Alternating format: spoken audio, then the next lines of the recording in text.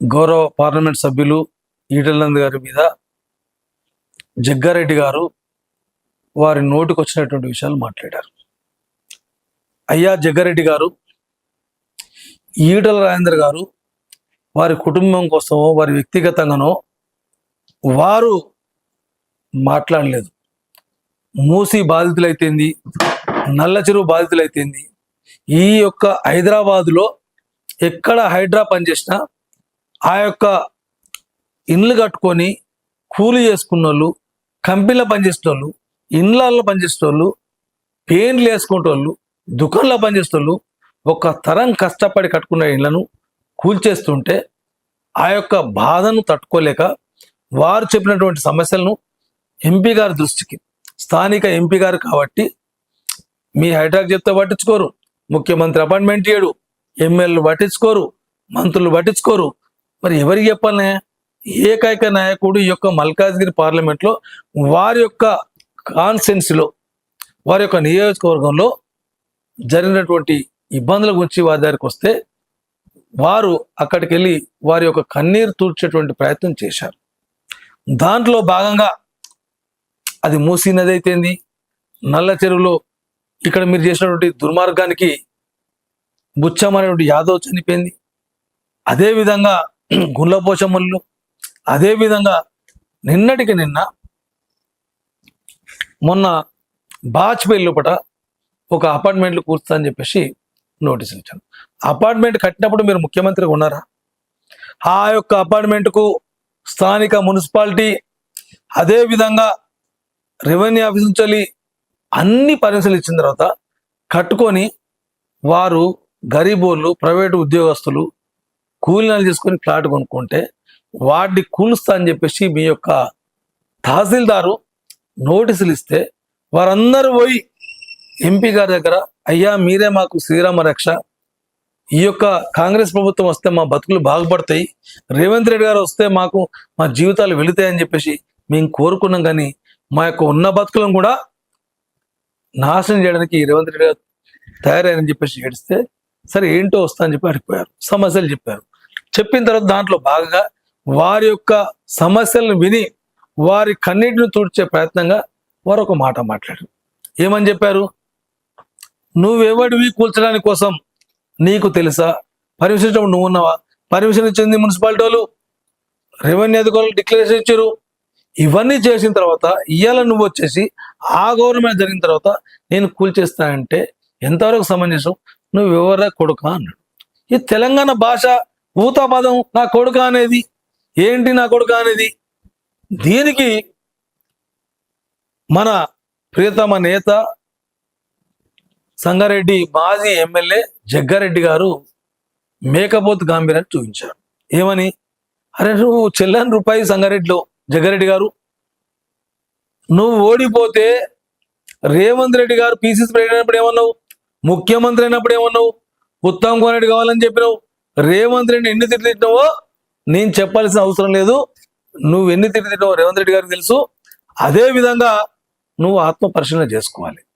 అది చేసుకోకుండా ఏం ఈటెల రాజేందర్ ఏమ్రా మేము అనలేమా?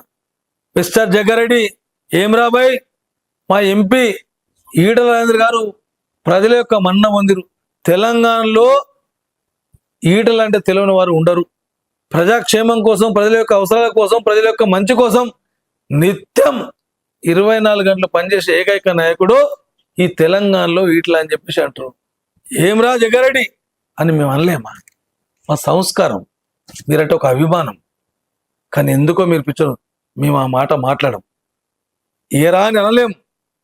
అనడానికి ఎంతసేపు పడుతుంది జగ్గారెడ్డి గారు? కాబట్టి మీరు ముఖ్యమంత్రికి ఏదో వత్తాసు పలికినట్టు, ముఖ్యమంత్రిని మెచ్చుకుంటే నాకు ఎమ్మెల్సీ ఇస్తానన్నట్టు, నీకు ఎమ్మెల్సీ ఇచ్చుడు కాదు కదా, నేను నమ్మడు రేవంత్ రెడ్డి గారు. నువ్వు అదేదో ఎమ్మెల్సీ వస్తుందని చెప్పేసి కళ్ళు కనుక్కుంటూ నువ్వు మన రేవంత్ రెడ్డి గారి తరఫున వత్తాసు పలుకుతూ ఈటెల గారిని విమర్శించావు. అది మీ యొక్క సంస్కారానికి తగదు.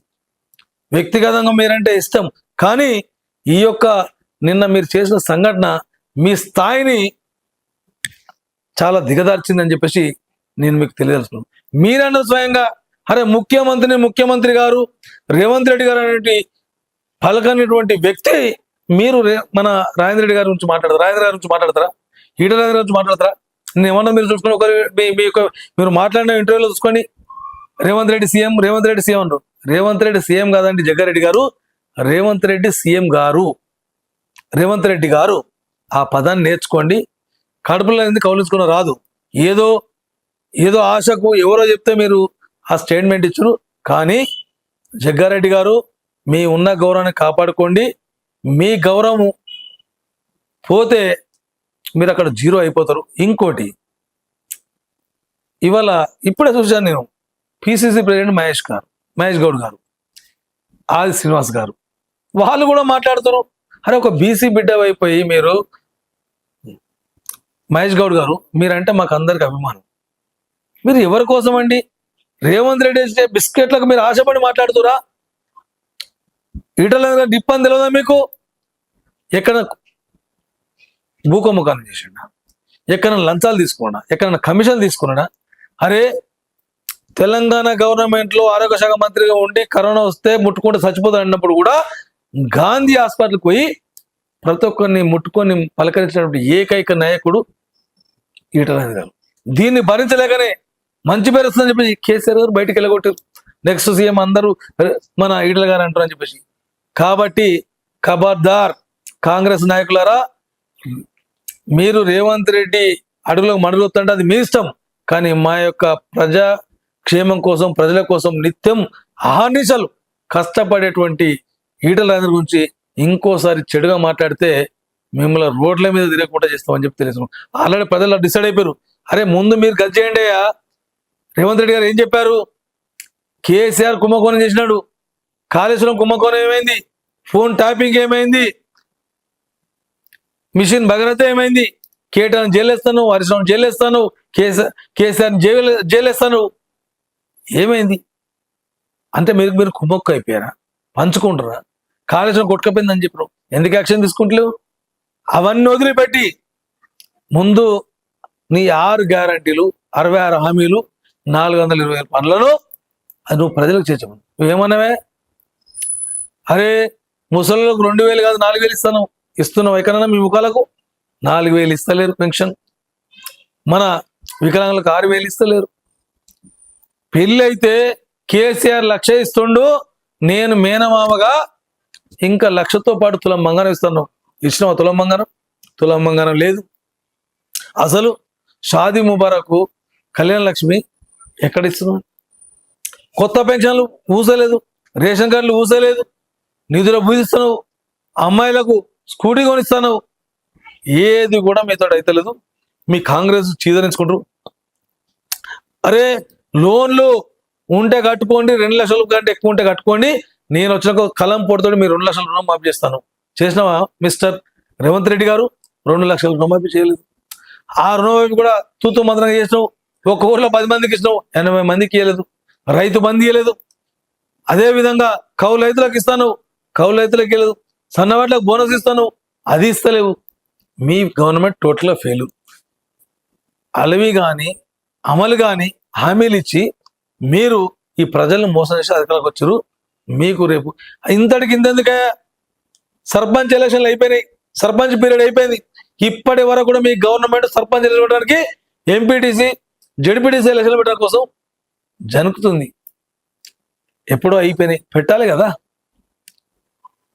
మున్సిపల్ కార్పొరేట్ పదవులు, అదేవిధంగా కౌన్సిల్ పదవులు అయిపోయినాయి, ఎలక్షన్లు పెడతారు అంటే నీకు దమ్ము లేదు. మీ కాంగ్రెస్ ప్రభుత్వానికి దమ్ము లేదు, మీరు పెట్టరు. మీకు కూడా అర్థమైపోయింది ఇక మేము అధికారం రాము, గెలవం అని చెప్పేసి. లోకల్ బాడీ ఎలక్షన్లు పెట్టు, భారతీయ జనతా పార్టీ సత్యంగా చూపిస్తుంది. ఈ మల్కాజ్గిరిలో ఈటల దగ్గర సత్యంగా చూపిస్తారు.